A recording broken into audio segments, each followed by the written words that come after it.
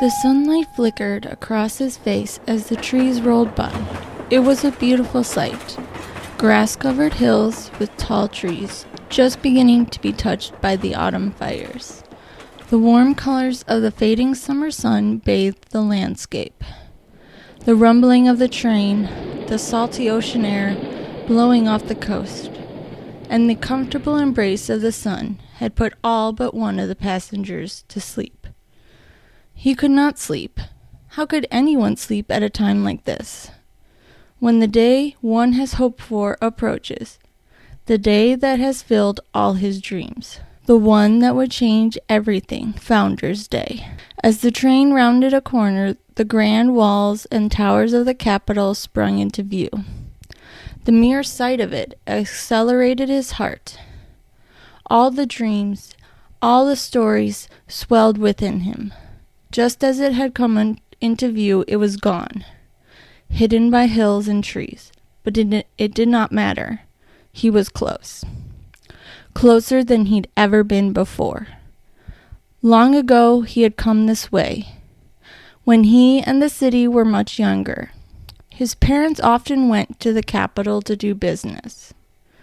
But that had not been the case on this visit. It was one of celebration. A huge festival, one of honor, heritage, and thanksgiving. The Festival of Stars. It was the day that the stars blessed us and built this great nation. Those days were happier ones. Much has changed since then. Much has been lost since then. The train rounded another bend and the Capitol came closer into view.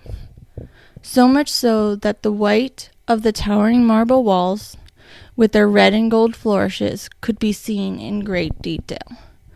The towers atop and beyond the walls could be seen soaring high into the sky, like fingers outstretched for something they could not reach. Throngs of ships could just be made out, sitting in the harbor like a flock of birds, ready to take flight. The golden roofs of the city reflected the sun, giving the appearances of a rising sun. At its center, a grand hall could be seen. The Hall of Denali was its name. It is said that it was on that blessed mound that our great chief was gifted a magical star, and where Joseph Cotton gazed out into the stars and saw the foundations of the earth rise up and build the city. Those were just legends and myths, but his mother always told him, even in the myths and legends, there's always a bit of truth. He kept those words in his heart, along with many others. It was all he had left now, that he could never hear such words again. Arriving in Capitol Station. 5 minutes till Capitol Station. Have all luggage packed and ready to offload. The words were like sweet honey drowning out a sour taste, for he had not thought much of his loss in many months, and now was not the time to start. With excitement surging through him once more, he collected the books around him and stored them in their case. Pulling his other bag from the rack above him, he resituated himself while he waited for the train to come to a halt. Arriving in Capitol Station. Capitol Station, last stop. All passengers make your way to an exit. We've arrived at Capitol Station.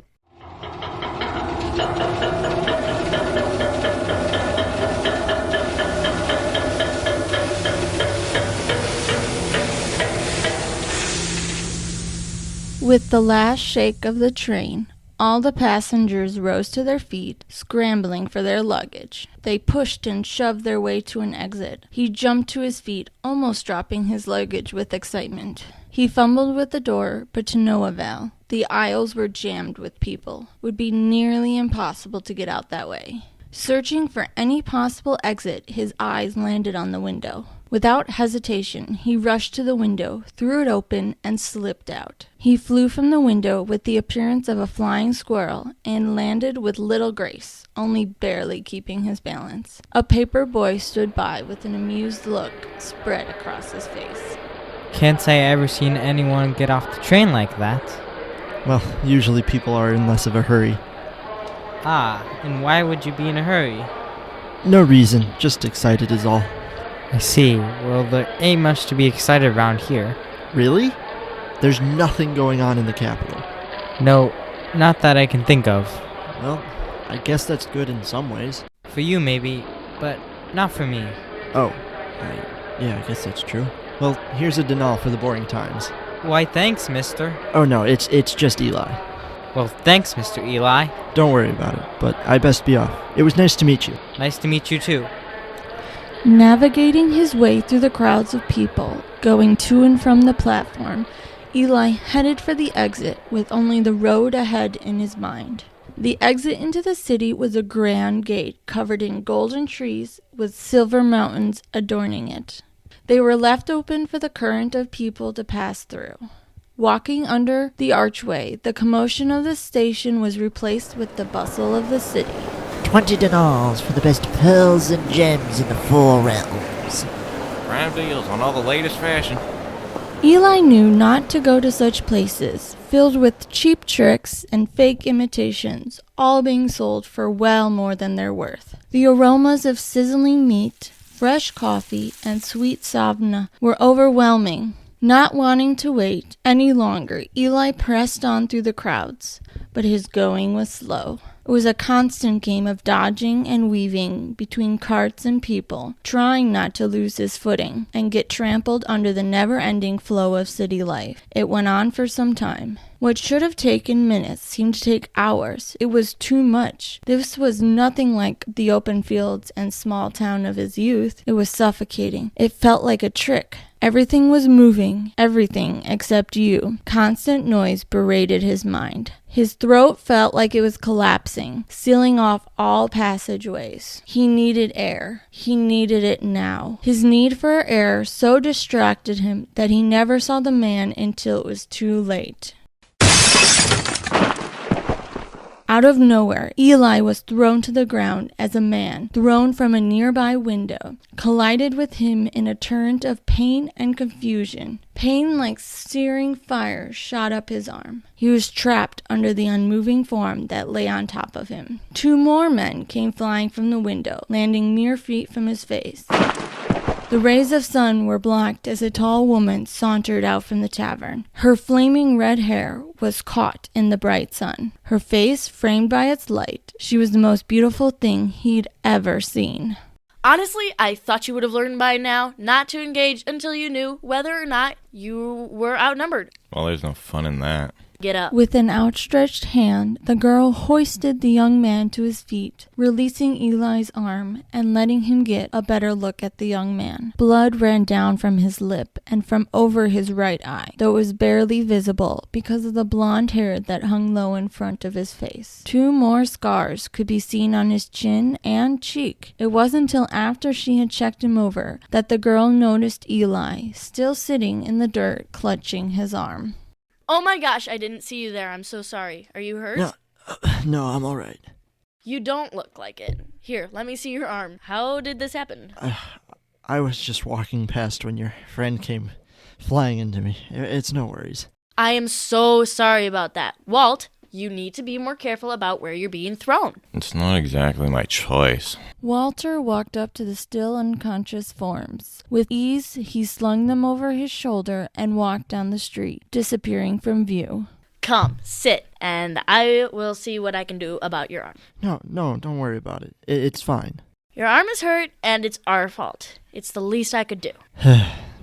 Alright then. Leading Eli to a chair, the girl quickly ran back inside and re-emerged a few seconds later with a satchel. She set it on the table and quickly rummaged through before she pulled out a small circular glass piece and a pair of glasses. There were several different lenses on the circle, which she quickly flipped through.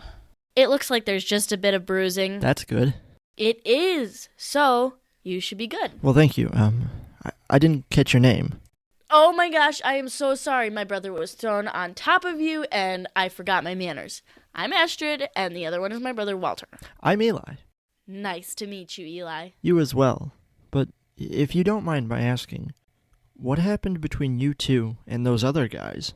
Oh, they were trying to hit on me, and well, let's just say my brother is a bit overprotective. I see, but if they threw him outside, who threw them? I did, because no one attacks my brother and gets away with it. You did? Wow, you must be really strong. No stronger than the next girl. Well, anyways, are you new in town? Yeah, I just arrived a few hours ago on the morning train. Oh, welcome to the capital. Thanks. What brings you to the capital? I'm here for the university. What a coincidence. I'm going there too. Really? Yes, I'm second-year student and proud member of the Healer Guild. That's amazing. I was wondering how you knew so much about a glassoscope.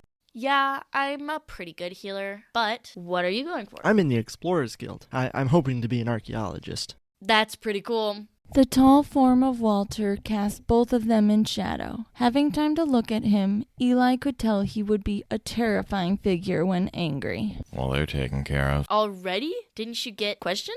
It was McNabb, so he knew what the deal was. I see. What do you mean by taken care of? I took those scumbags to the watch.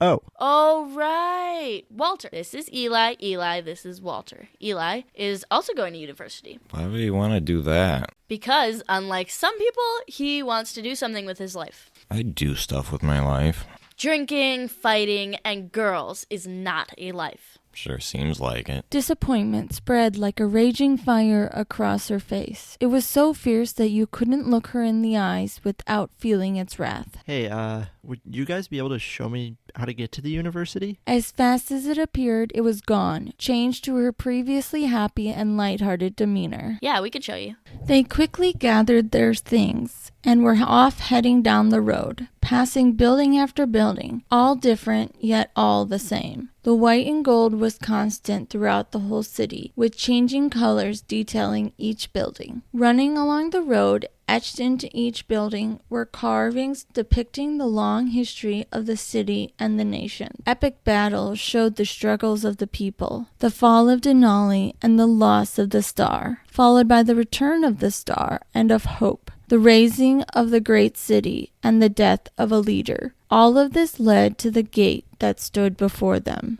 a tall, soaring gate wrought of metal and gold.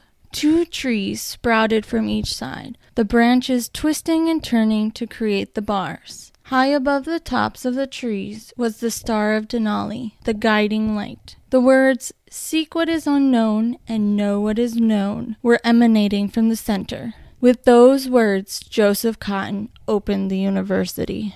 Whoa, these gates are far more impressive in person. Yeah, they're quite something.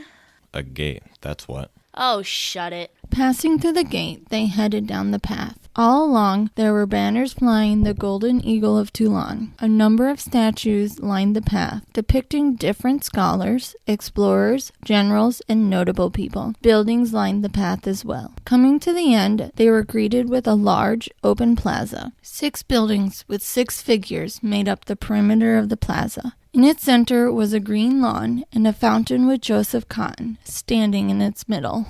The 6 buildings were the guild houses. The first was the Healers Building, with the founder Aline Zabrisk holding out a staff with the hands of healing atop it. Directly across from that was the House of Agriculture. A tall man holding a scythe and wearing the garb of the house held the gaze of Aline, who opposed him. The next 2 buildings were Trade and Innovation. The Minister of Trade stood with outstretched hands inviting all to trade. The smith that stood in front of the forge held his hammer high, ready to come crashing down onto the metal and anvil. The last 2 buildings were Defense and Exploration. A tall, armored soldier with a shield at its feet and a sword in its hand stood facing 2 explorers, who appeared to be looking over a map to discern their locations. The whole scene was populated with students and professors running here and there, all in a buzz of excitement. Welcome to New Joseph College. It's even more amazing than I ever thought it was. It's quite something. Well, I have to go to the Healers Hall and report in, so I guess we'll be seeing you around campus? Oh, yeah, I'll see you guys later. Yep, see you later. It was a pleasure to meet you, even if it was slightly violent introduction. Yep, it was. Bye, see you later. Come on, Walter. You should also be reporting in. Sure thing. The siblings disappeared into the ever-moving crowd of students and professors. The sun was high in the sky, beating down on the plaza, only cooled by the constant breeze coming off the ocean. Though everything was new and strange, it felt right. Eli began the trek across the plaza, taking in all the details of the trees, statues, and buildings that surrounded him. Every step towards the guild house is like another step closer to his parents. This had been their home for many years. They met here, fell in love here, and soon it would be his home. Coming to the doors, he took in the details that adorned them and the face of the building. It was a large structure with tall pillars and a triangular roof. Animals, ships, mountains, and trees made up the details. Eli found himself planted, staring at it all. He couldn't believe he was here. Just through this door was everything he had ever dreamed of. Grasping the large brass handle, he pushed the door in. Eli was met with a large open hall. A set of doors took up the opposing wall. 2 hallways to the right and left. Stationed behind a large wooden desk, which took up the majority of the hall, was an elderly lady who was flipping through several books. The hall was rather empty. Only a few students were standing around chatting with one another. Making his way to the desk, Eli prepared to grab the attention of the lady. Before he could even get a word out, the lady had slammed her book closed, adjusted her glasses, and was staring straight into his very soul. And what can I do for you, young sir? Oh, yes. Is this where I report in? What's the name? Eli McCain? McCain, eh? Yes, that's correct. You wouldn't happen to be the son of Jason and Amy McCain, would you? Yes, they were my parents. Ah, you look just like your father when he was your age. I do? Oh, yes, you have his looks, but you have your mother's eyes. How can you tell? Did you know them? Yes, I knew them quite well, a sure pain they were. And that new Professor Jones. Oh, I had to deal with those rascals myself, teach them a few good life lessons. Really? Oh, yes, it's a real shame what happened to them. Anyways, here's your student packet. In there you will find a list of all the books you need and where to get them, which classrooms you'll be in, and where you need to be tomorrow. Other than that, head to your assigned housing building and settle in. Oh, thanks. Pulling a large folder from a stack on her desk, she slid the package across to Eli and went back to her books without another word. Inside were several sheets of paper and a key with a tag on it. One last thing. Yeah? Would you happen to know where I could find, Professor Jones? That depends on why you want to know where he is. Well, as you already seem to know, he was a longtime friend of my parents, and, well, I've been meaning to see him. So, would you be able to point me in the direction of his office? He isn't one for visitors. I understand, but I would really like to talk to him. His office is down that hallway there, and it's at the end. It'll have his name on it, so it's not hard to miss. Thank you. It had been 10 years since Eli had last seen the professor. It had not been a happy meeting. Eli could still remember the look on his face, how pale it was, how empty his eyes looked, like the light had completely gone out of them. His voice was barely audible, so fragile that every word sounded like it would break him, never to be put back together again. The pain in every word he said was like a dagger digging deeper and deeper into Eli's heart. The pain was so real, like physical wounds, it pained them both, wounds that even now aren't fully healed. Eli. The voice echoed in the empty hallway. Startled, Eli searched for it. In the shadows of an alcove, the voice came again. Is that you? Professor? With great effort, Jones emerged from the shadows of the alcove. He had changed much since Eli had last seen him, but so had Eli. Jones once stood tall with energy and life in his veins, but now he stood slouched and with the use of a cane. His once vibrant blonde hair was stained with gray. My, you have grown up. Yeah, it's been a while. That it has. Too long. Though that is partially my own fault. We've both been busy. Yes, we've both been busy getting old, eh? Yeah, you could say that. So what brings you to this part of the world? The university, actually. I've joined the Explorers Guild. Oh, are you now? Following in your parents' footsteps? Yes, they did quite a good job inspiring me to do so. That they did. Your mother always had a way with stories. She definitely could make it feel so real. Let's go to my office. We can have a proper chat. Maybe I can throw on a spot of tea. That would be very nice. Indeed. Well, come along. It's just around the corner. Gathering his things, Jones shuffled along the hallway till he came to a door etched with copper, and in its center the words, Professor Raymond Jones. With a mighty shove, the door swung open, and they were met with quite a grand office. Bookshelves took up 3 of the walls. The 4th was covered in windows looking out over the harbor and the greater coastline. Quite a beautiful view, isn't it? Yes, it's quite something. I had them install those windows when I took over this office. It was too dark and cramped. After setting his books on the desk that sat in the middle of the room, Jones waddled his way to a small counter in the corner where a single burner and kettle sat. Please take a seat. Make yourself at home. 2 large armchairs sat facing the desk. Picking one and sitting down, Eli found it to be one of the most comfortable chairs he'd ever sat in. Its soft leather and plentiful padding were quite supportive in a comfortable sort of way. Among the stacks of papers, books, and teacups was a single picture frame. What's this? Pulling it from the stacks and flipping it around, Eli was met with a picture of his parents with some of their friends. Ah, that picture was taken at graduation. Your father had just proposed to your mother. Who are the others? Old friends. Unfortunately, most of them are either gone or retired and have moved out to the country. Sitting next to what looked like a younger Jones was a girl with a smile as bright as the sun. Who's that? I've never seen her before. Just an old flame of mine, but nothing came of it. Tea? Oh yes, thank you. Grasping the cup of tea, Eli began to feel its warmth flow up his hands into his arms. Until then, he hadn't realized how cold he was. Sipping it with fear of being burnt, but finding it to be cool and beautifully sweet with the taste of honey and lemon flowing through him. A moment passed as they sat in delightful silence. So tell me, how have things been back home? Everything's great.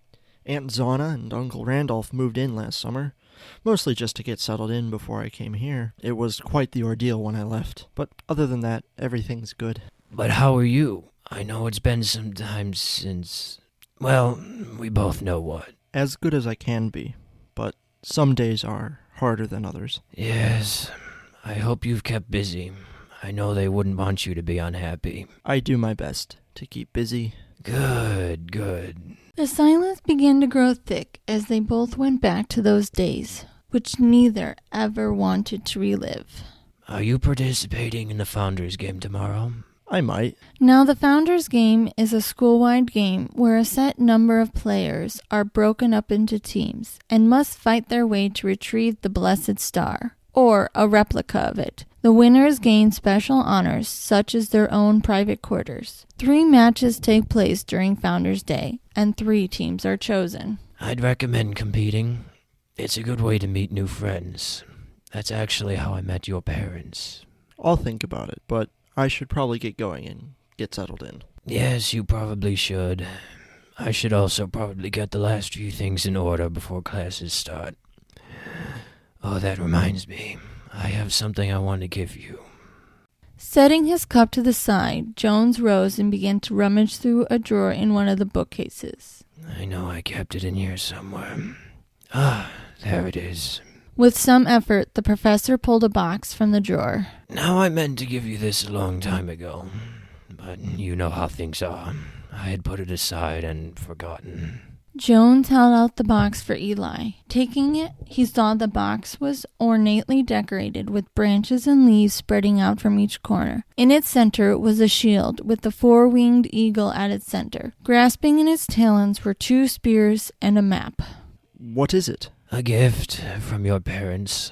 They sent it to me a few days before the accident, with a note saying to give it to you if anything should happen to them. And then when something did, I had completely forgotten. Well, I have it now. That you do. Thank you. You're welcome. After looking it over, Eli found no keyhole and no latch, yet it remained shut. How does it open? I'm not sure, but then again, I didn't look over it much.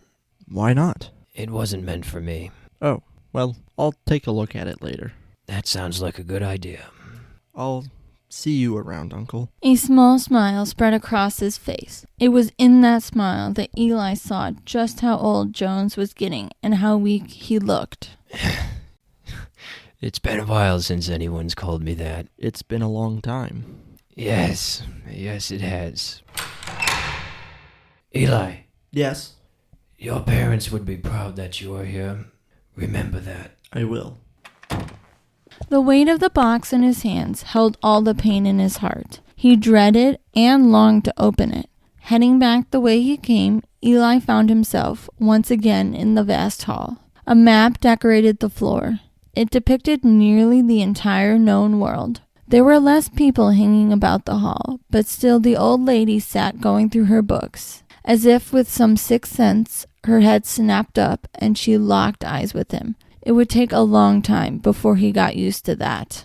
I trust you found the professor. Yeah. But you have another question? I was just wondering which way was faster to get to the student halls. If you take the other hallway and follow it till you can't, take a right and you'll find it just out the door and across the way. It'll have the guild crest on it. Thanks again. On again he went. In seconds, Eli once again found himself out in the open air. The smell of the ocean mixed with the blossom trees that lined the back garden of the guild house filled the air.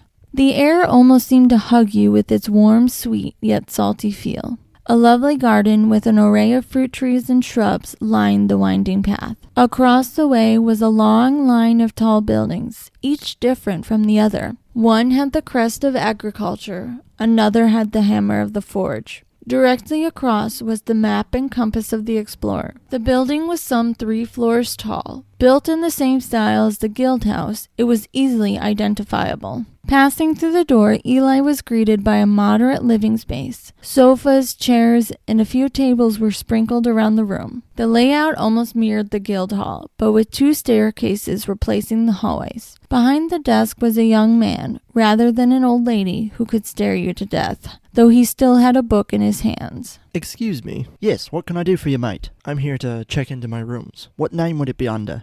Eli McCain. Well, it's a pleasure to meet you, Eli. I'm Branton. It's a pleasure to meet you as well. I run the front desk, so if you have any questions, don't be a stranger. Let me pull out the books and we'll get you settled in no time. Here you are. Floor 3, room 351, and let me welcome you to New Joseph University. Thank you. Do you need any help with that luggage there? No, this is all I have. Alrighty, have a good rest of your day. Picking a stairway, Eli began the long trek up to the 3rd floor. The several flights of stairs were like a jog on level ground to him. Eli had spent most of his younger days climbing and exploring the mountains that surrounded his home. In minutes, he reached the top floor. Searching down the long hallway, he found door 351, slipped his key into the hole, and twisted it. A dark room greeted him, only illuminated by the sparse streaks of light slipping through the gaps in the curtains. After he set his cases on the floor, he ran his hand along the wall till he found the switch.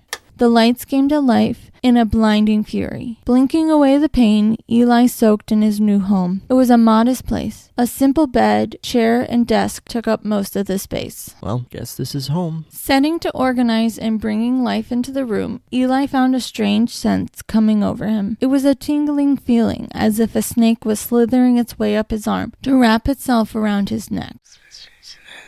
The air went cold. All the muscles in his body froze, as if the cold grip of death tapped him on the shoulder. Hello? Is someone there? No response. Overbearing silence filled the room. Every noise, every creak, every breath could be identified.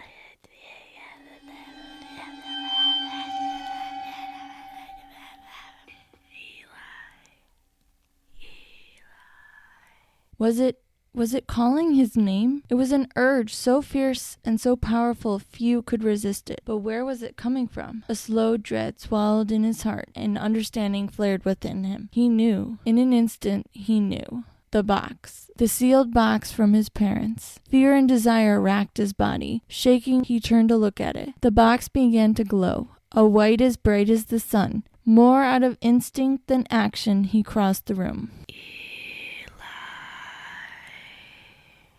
The box was still sealed shut. Then he saw it. The eagle's head was bowed down. It was meant to be facing up. Gently pushing the head into place, it opened. Bright white light flew from the box, enveloping the room. Twisting, turning all around him, the beams began to wrap him in their warmth and glow. But he did not notice. Even if he tried, he could not look away from one thing: a small golden key.